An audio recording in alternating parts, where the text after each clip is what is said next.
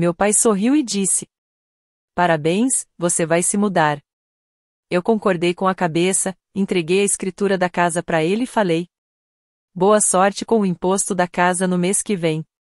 Enquanto eu arrumava as malas, sorri. A cláusula escondida ia ser ativada em 10 dias. O resultado foi mais ou menos assim. Obrigado por estar aqui comigo hoje. Espero que seu dia esteja sendo ótimo, onde quer que você esteja. Ia ser muito legal se você comentasse de qual cidade ou país você está vendo isso e que horas são aí. Agora, vamos começar nossa história juntos. O cheiro de madeira velha e dos bolos que minha mãe tentava fazer, quase sempre com um cheirinho de queimado, era o que mais me marcava quando eu entrava pela porta da frente. Esse era o cheiro da casa. Durante anos, só senti cheiro de obrigação ali dentro. Eu tinha 28 anos, era desenvolvedor de software, tinha criado um aplicativo que estava indo super bem, mas ainda morava na casa onde cresci. Não era porque eu não podia pagar outro lugar. Eu podia ter saído fazia tempo. Fiquei porque eles diziam que precisavam de mim. E eu queria, mais do que tudo, ser o filho que eles finalmente enxergavam e valorizavam. Desde meu primeiro emprego de meio período, quando eu tinha 16 anos, o dinheiro que eu ganhava nunca foi só meu. Era em dinheiro da família. A poupança da faculdade virou dinheiro para pagar contas que surgiam do nada. Meu primeiro salário de verdade ajudou a pagar o empréstimo da casa mais rápido. Os bônus que eu ganhava iam direto pro pequeno negócio do meu pai, que vivia mal das pernas. Meu irmão mais novo, graças a Deus, conseguiu terminar a faculdade sem dívida nenhuma, porque fui eu que paguei tudo, mensalidades, moradia, comida. Eles nunca me pediram nada. Eles simplesmente esperavam. E eu não dava só dinheiro. Dava meu tempo, minha energia, meu apoio emocional. Era para mim que eles ligavam quando alguma coisa quebrava, quando a conta vinha alta, quando precisavam de ajuda com tecnologia. Eu era quem resolvia tudo na família. O provedor calado.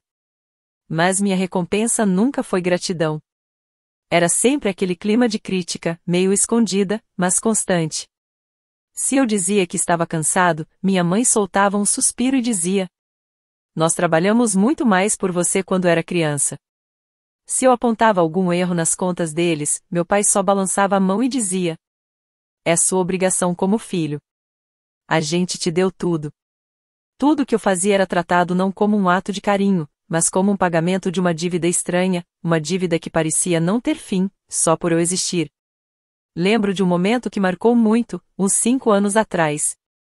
Eu tinha guardado um bom dinheiro, com muito esforço, para dar entrada no apartamento pequeno. Mas minha mãe me ligou, dizendo que era uma emergência médica. Eu mandei o dinheiro. Depois, vi fotos dela no Facebook, toda feliz mostrando uma bolsa nova e cara. Quando perguntei com calma sobre o tal problema de saúde, meu pai me cortou com uma voz firme.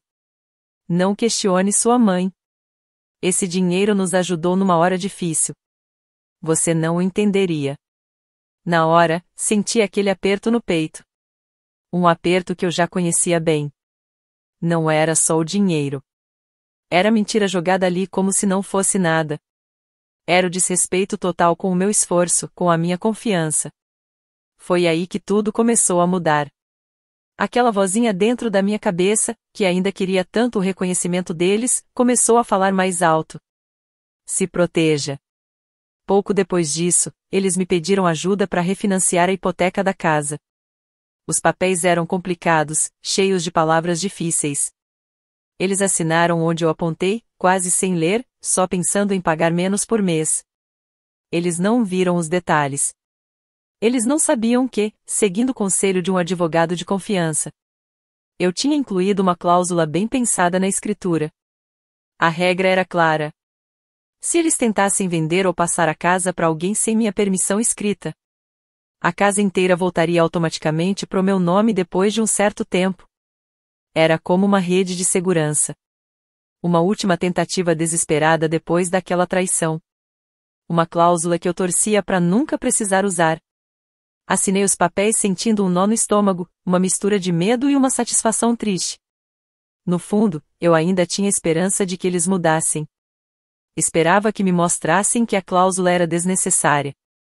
Me joguei de cabeça no trabalho com meu aplicativo. Aquilo era minha fuga, minha forma de provar para mim mesmo que eu conseguia criar algo de verdade. Algo que era só meu. Quando finalmente lancei o app, a resposta foi inacreditável. Meu celular não parava de apitar com notificações. Blogs de tecnologia começaram a escrever sobre o projeto, e apareceram ofertas de investidores. Foi emocionante, assustador, mas pela primeira vez, era só meu. Só que dentro daquela casa, qualquer conquista minha sempre parecia temporária. De uma hora para outra, meus pais passaram de meio que ignorar meu trabalho com computadora para virarem os maiores fãs do meu sucesso, pelo menos na frente dos outros. Nas reuniões de família, meu pai fazia questão de contar para todo mundo. Foi a minha orientação que fez o Daniel ser o homem que ele é hoje. Demos a ele um lar estável, apoio, tudo o que ele precisava para chegar lá. Minha mãe concordava rapidinho, dizendo: sempre acreditamos nele, mesmo nas fases difíceis. Meu sucesso não era mais meu. Era como se fosse uma medalha que eles usavam para mostrar que foram ótimos pais. Cada vez que eles tomavam o crédito, parecia que estavam me apagando.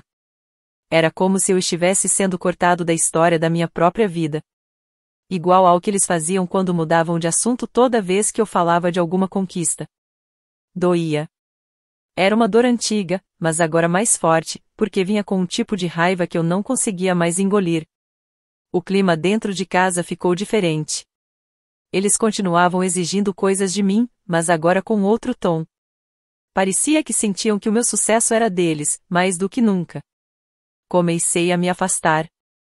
Passava mais tempo no meu quarto, trabalhando até tarde. A tensão na casa dava para sentir no ar, era pesada, sufocante. Eles perceberam que eu estava mais distante. Mas ao invés de tentar entender, acharam que era arrogância. Então decidiram que era hora de fazer um jogo de poder. Foi numa terça-feira à noite. Não foi num jantar de feriado, nem numa conversa séria. Aconteceu logo depois que terminei de limpar a cozinha de um jantar que, aliás, fui eu quem pagou. Meu pai me chamou para a sala. Minha mãe já estava sentada no sofá, ao lado dele, com as mãos juntas no colo e aquele sorriso que ela devia achar que parecia apoio. Daniel, começou meu pai, com o mesmo sorriso convencido da época da hipoteca. Sua mãe e eu estávamos conversando. Você está indo muito bem agora. Já é independente. Ele parou por um momento, deixando o silêncio encher o ar. Na hora meu estômago apertou. Eu já sabia onde aquilo ia dar. Ele se inclinou, pegou uma pilha de papéis da mesinha de centro, era a escritura da casa. Então, achamos que está na hora de você seguir seu caminho. Empurrou os papéis para mim. Parabéns. Você vai se mudar. Ele disse isso como quem despeja um inquilino, não como um pai falando com o próprio filho. Meu coração disparou, mas minha voz ficou firme. Anos engolindo dor me ensinaram a controlar minhas reações. Assenti, devagar, com calma. Peguei a escritura. O papel era duro, pesado. Pesado com o peso de tudo o que eu já tinha feito por eles, e com o valor da minha estratégia silenciosa. Olhei nos olhos dele. Não com medo. Mas com algo que ele não reconheceu, determinação. Obrigado, pai, falei, com a voz baixa. Olhei de novo para a escritura na minha mão. Depois, voltei a olhar para ele. Boa sorte com o imposto da casa no mês que vem. Vi um brilho de dúvida nos olhos dele. Mas logo ele escondeu com aquele olhar de desprezo de sempre. Assentiu mais uma vez, esperando que eu discutisse, chorasse, implorasse. Mas eu não fiz nada disso. Só me virei e saí da sala, deixando o peso simbólico daquela casa nas mãos dele. Fui pro meu quarto, pronto para começar a fazer as malas. E no meio do caminho, um pequeno sorriso apareceu no meu rosto, verdadeiro dessa vez. As cláusulas escondidas iam ser ativadas em 10 dias, se eles levassem aquilo adiante. O resultado estava chegando. Fazer as malas foi um processo estranho e pesado. Cada coisa que eu pegava trazia uma lembrança, mas agora o sentimento era diferente. O cheiro do passado não me trazia mais conforto. Só me lembrava de prisão. O tapete velho, que antes parecia ter história, agora só parecia desgastado, como algo que eu já tinha deixado para trás. Eu não estava só empacotando minhas coisas. Era como se eu estivesse trocando de pele uma pele que já não cabia mais, que machucava usar. Sair de casa não parecia só sair pela porta. Parecia mais como pular de um penhasco. O silêncio no apartamento simples e barato que encontrei era ensurdecedor. Só aumentava o vazio que eu sentia por dentro. Passei tantos anos me definindo como o filho que ajuda, o provedor da família. Agora havia um buraco. Tinha a dor bruta de saber que, no fim das contas, era assim que eles me viam. Descartável. E também tinha o medo. E se meu plano não desse certo? E se aquela cláusula não fosse suficiente? Logo depois que levei minha última caixa, começou a avalanche de mensagens e ligações. Mas não para perguntar se eu estava bem. Não para oferecer ajuda. A primeira ligação da minha mãe foi ela chorando, me acusando. Como você pôde sair assim? Você nos abandonou. Depois vieram as mensagens do meu pai curtas, frias, exigindo coisas. Precisamos conversar sobre a casa. A mensalidade do seu irmão vence mês que vem. Eles ainda me viam como uma fonte de dinheiro. Apenas temporariamente fora de casa. Mas o pânico verdadeiro veio dias depois. Recebi várias mensagens do meu pai cheias de erros, claramente escritas às pressas. E depois um áudio furioso. O que você fez com a escritura? O banco disse que tem um problema. Não conseguimos refinanciar. Aí tudo piorou. Eles começaram a me acusar de tudo. Ligaram para parentes, amigos em comum, espalhando mentiras. Daniel está tentando roubar nossa casa. Ele ficou ganancioso depois que começou a ganhar dinheiro. Meu celular não parava de vibrar com mensagens de gente que eu não via há anos, perguntando o que estava acontecendo. Doeu muito ouvir as mentiras dele se espalhando. Ver minha reputação sendo destruída por pessoas que deviam me amar. Cada mentira era como uma facada nova. Mas, ao mesmo tempo, me deixava mais forte. O medo começou a virar uma raiva fria, firme. Eles não iam só pegar meu dinheiro e meu tempo. Agora queriam destruir meu nome também. Foi aí que me apoiei nas poucas pessoas em quem eu realmente confiava. A primeira foi meu advogado, o Sr. Harrison, um homem mais velho, calmo, que entende tudo de direito de propriedade. Expliquei tudo para ele, a situação, a história, o motivo da cláusula. Ele ouviu com atenção, analisou os documentos e disse com voz firme: Senhor Daniel, essa cláusula é clara. Você previu que isso podia acontecer anos atrás. A tentativa deles de vender ou usar a casa como garantia sem sua permissão ativou a cláusula. A partir da data certa 10 dias depois da tentativa a casa volta legalmente para você. Eles estão entrando numa armadilha que não se deram ao trabalho de ler. Ouvir isso, dito com calma e certeza, foi como ganhar um escudo. Eu não estava louco. O que eu fiz, mesmo nascido da dor, era válido. Era uma forma de me proteger. Depois falei com meu amigo Mike. Liguei para ele e contei tudo. Os anos de sacrifício, o jeito como eles me tratavam, o sucesso do aplicativo, o despejo, a cláusula, e agora as mentiras. Ele me ouviu até o fim, sem me interromper. Quando terminei, me sentindo exausto e machucado, ele disse só: Cara, que absurdo. Você não destruiu sua família, Daniel. Eles fizeram isso. E você teve cabeça para se proteger. Isso não é ganância. É inteligência. Ouvir isso foi como encontrar terra firme depois de quase me afogar. Ele me enxergava de verdade. Não a versão distorcida que meus pais estavam espalhando. Ele foi a primeira pessoa fora um profissional pago que me fez sentir que eu não era o vilão da minha própria história. Mike representava algo novo para mim. Uma conexão saudável. Um tipo de família diferente. Sem obrigação. Sem manipulação. As táticas deles ficaram mais desesperadas. Mandavam ameaças por e-mail, fingindo que eram processos. Ligavam de números estranhos e desligavam quando eu atendia. Postavam coisas nas redes sociais com indiretas, falando de um filho ingrato. Na maioria das vezes eu bloqueava ou ignorava. Se achasse que era algo importante, mandava direto pro Sr. Harrison. Enquanto isso, eu tentava focar no meu trabalho, na construção da minha nova vida mesmo que o apartamento vazio parecesse frio e solitário. O dia que o Sr. Harrison tinha mencionado estava chegando. O dia em que a cláusula entraria em vigor. Eu sabia que o confronto ia acontecer. Eles não iam desistir sem brigar. E eu também não ia recuar. Marcamos uma reunião para quinta-feira de manhã, no escritório do Sr. Harrison. Território neutro. Eles pediram a reunião, provavelmente achando que, cara a cara e num lugar mais sério, conseguiriam me manipular de novo. Talvez achassem que eu ia me sentir culpado, ou com vergonha, e que ia desistir da cláusula. Eles estavam errados. Cheguei cedo, com uma camisa simples e calça. Por fora eu estava calmo. Por dentro, uma energia nervosa corria pelo meu corpo. Aquilo não era só uma briga por causa de casa. Era o ponto final de 28 anos querendo ser visto, sendo usado, e agora, finalmente, me defendendo. O Sr. Harrison já estava lá. A presença dele me dava segurança, alguém que falava com clareza, baseado nos fatos.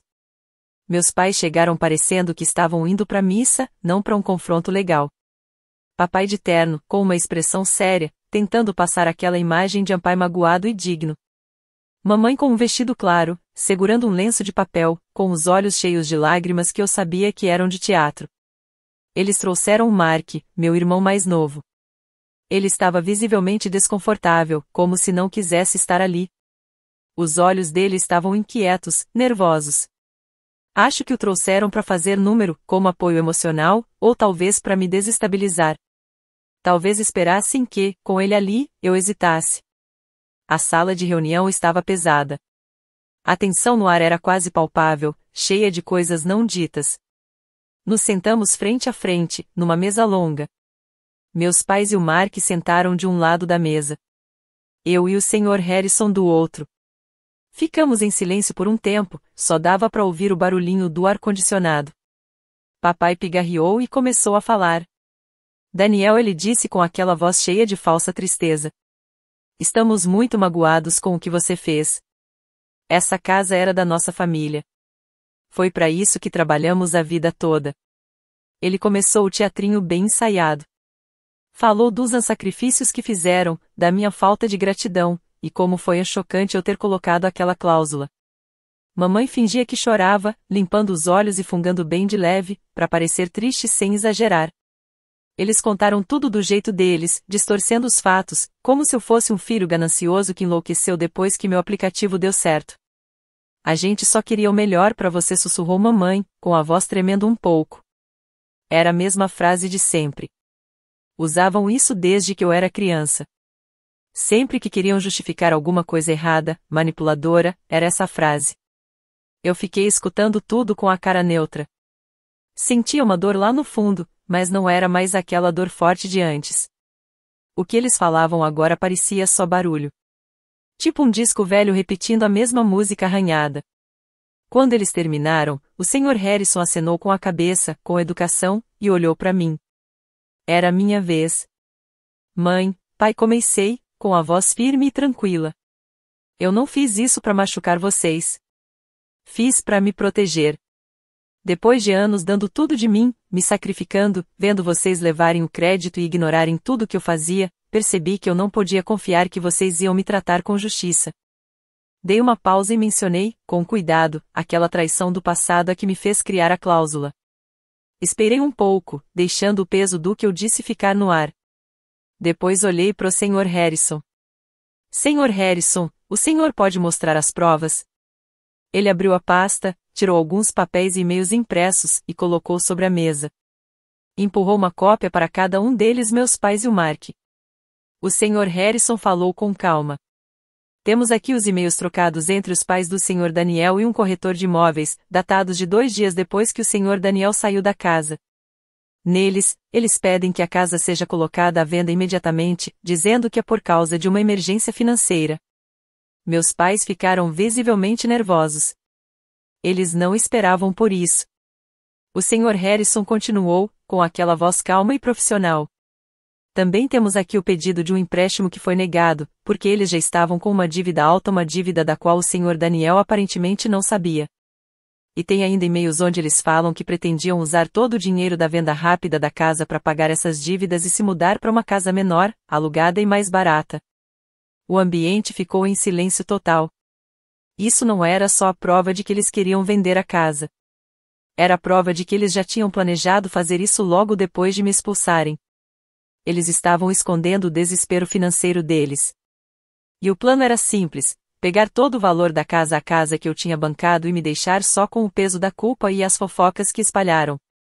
O rosto do meu pai ficou vermelho como um tomate. Mamãe deixou o lenço cair e se engasgou. Isso é privado, meu pai disse, gaguejando, e esticou a mão como se quisesse pegar os papéis. O Sr. Harrison colocou a mão sobre os documentos, sem pressa, firme. Aquilo não era só uma lembrança do que tinham feito. Era uma prova clara do plano egoísta que eles estavam tentando executar assim que acharam que tinham o controle da casa. Foi aí que o choque bateu no Mark. Ele olhava para os papéis com o rosto branco. Depois olhou para os nossos pais. Os olhos dele estavam arregalados, cheios de confusão e decepção. Ele sabia que eu tinha ajudado com a hipoteca. Sabia que eu tinha feito tudo por eles. Ver a prova clara e concreta do plano deles, um plano que não só me deixaria sem nada, mas que também poderia afetar o próprio apoio futuro que haviam prometido com base nos meus ganhos, o abalou visivelmente. Ele não disse nada, mas empurrou a cadeira para longe dos pais, devagar, quase imperceptivelmente, criando um pequeno espaço físico. Seus olhos encontraram os meus, e neles eu não vi acusação, mas sim confusão e um lampejo de compreensão. Naquele momento, ele se tornou um aliado inesperado, e sua reação silenciosa falou mais alto que qualquer grito. Como mostram esses documentos, continuou o Sr. Harrison, sua voz cortando o silêncio tenso, os pais do Sr. Daniel tentaram vender a propriedade logo após exigirem que ele a desocupasse sem o seu consentimento. Essa ação ativou a cláusula que o Sr. Daniel registrou legalmente na escritura anos atrás, justamente para proteger seu investimento significativo contra esse tipo de manobra. Ele olhou diretamente para meus pais. A partir de hoje, 10º dia após a tentativa de anúncio do imóvel, a propriedade legal desta casa reverte automaticamente e integralmente para o Sr. Daniel. Vocês não são mais os donos. Não podem vendê-la. Não podem fazer empréstimos usando-a como garantia. E só estão morando lá legalmente com a permissão do Sr. Daniel. Ele colocou um último documento na mesa, uma cópia da escritura atualizada, registrada naquela manhã. A fachada cuidadosamente construída pelos meus pais desmoronou. Meu pai explodiu, gritando acusações e batendo na mesa. Minha mãe começou a chorar alto, não mais em silêncio, mas com soluços desesperados. Tentaram argumentar com o Sr. Harrison, mas ele repetiu calmamente os fatos legais. O poder que tinham sobre mim, vinculado à casa e ao controle financeiro, desapareceu. O plano deles deu errado, deixando-os expostos, derrotados e possivelmente enfrentando dificuldades financeiras das quais tentaram escapar às minhas custas. Fiquei sentado ali, olhando para eles. Não senti uma doce vitória, mas sim um gosto amargo de liberdade, conquistada a um preço alto. O nó que eu nem sabia que carregava no peito há 28 anos finalmente se desfez. Como era de se esperar, o resultado imediato foi confuso. Meus pais não saíram em silêncio. Houve mais ameaças, ligações para parentes que não estavam presentes e até uma tentativa de ação judicial sem fundamento, que o Sr. Harrison logo resolveu. Mas a verdade é que a influência deles tinha acabado. A casa agora era legalmente minha. Meu primeiro passo foi avisá-los, por meio do Sr. Harrison, que tinham um prazo para desocupar. Parecia algo duro, mas necessário. Não era por vingança, mas para estabelecer um limite claro. Aquela casa, símbolo da minha dor e do controle deles, precisava estar livre daquela energia. Eles protestaram, pediram, ameaçaram, mas a realidade jurídica era clara e não podia ser contestada. Cuidar da casa foi complicado, tanto emocionalmente quanto na prática. No fim, decidi vendê-la. Caminhar por ali uma última vez, vendo os cômodos vazios e sem a bagunça habitual, parecia um último exorcismo.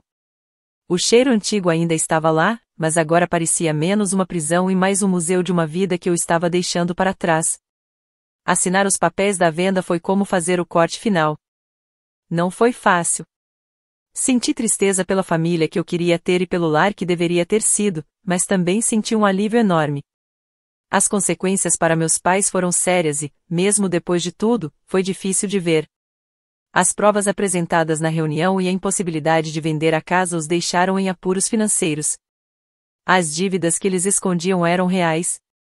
Acabaram tendo que vender muitos pertences e se mudar para um pequeno apartamento em um bairro menos valorizado.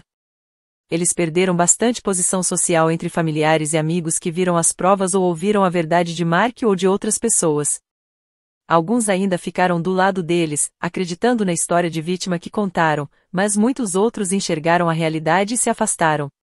Foi doloroso ver isso acontecer, um final triste para o relacionamento, mas resultado direto das escolhas e atitudes que tiveram ao longo do tempo. Não foi uma punição de filme, perfeita e redonda, mas foi real, confusa e, de certa forma, uma justiça. Minha própria jornada também não foi feliz de imediato. Sair de um ambiente tóxico deixou marcas. Teve dias em que as velhas feridas voltaram à tona. Dias em que eu duvidava de mim mesmo ou sentia falta daquela versão idealizada de família que eu tanto busquei. A terapia foi essencial para lidar com o trauma, reconhecer os padrões e reconstruir minha autoestima, independente da validação deles. Mas, ao mesmo tempo, comecei a construir algo novo e mais saudável. Minha amizade com Mike ficou ainda mais forte. Ele e sua parceira se tornaram minha família escolhida. Passamos noites tranquilas rindo, celebrando pequenas conquistas, apoiando uns aos outros no dia a dia. Momentos genuínos de conexão, sem nenhuma condição ou cobrança. Foi quando aprendi o que é apoio incondicional, silencioso, firme, sem nenhum custo oculto. Fui criando novas amizades, pessoas que me valorizavam pelo que eu realmente era, e não pelo que eu podia oferecer. Esses relacionamentos não eram baseados em laços de sangue ou obrigação, mas sim em respeito e carinho mútuo. Estabelecer e manter limites virou uma parte fundamental da minha vida. Dizer a não sem sentir culpa, limitar o contato com pessoas tóxicas e proteger minha energia e paz se tornaram atos de autocuidado. No começo, foi difícil me sentir egoísta, mas aprendi que os limites não existem para afastar as pessoas, e sim para preservar meu próprio espaço e garantir que eu possa prosperar. Pensando em tudo isso, as lições que tirei são profundas e fazem parte da minha nova vida. Família não é só ter laços de sangue ou morar no mesmo lugar, mas sim ter amor, respeito e cuidado verdadeiro. Meu valor não depende de eu me sacrificar ou sustentar os outros, mas está no que eu sou como pessoa. A verdade, por mais difícil que seja descobrir e encarar, é o único caminho para a liberdade de verdade. E a cura não é um ponto de chegada, é um processo contínuo, um compromisso de cuidar das partes de mim que estavam machucadas. Às vezes, ainda sinto uma dor meio agridoce, uma tristeza pelo relacionamento que lamentei muito antes de realmente acabar. Mas, na maior parte do tempo, eu sinto paz. Agora eu tenho meu próprio espaço, tanto físico quanto emocional. Meu dinheiro é meu e eu cuido dele pensando no meu futuro, e não para suprir as necessidades de outra pessoa. Meu sucesso é meu, celebrado por quem realmente se importa comigo. A casa já não existe mais, é um capítulo encerrado. Mas, pela primeira vez, sinto que meu futuro realmente me pertence. Sair de casa foi difícil, mas deixar para trás a toxicidade foi necessário. Você já precisou traçar um limite com a família? O que significa Lara para você?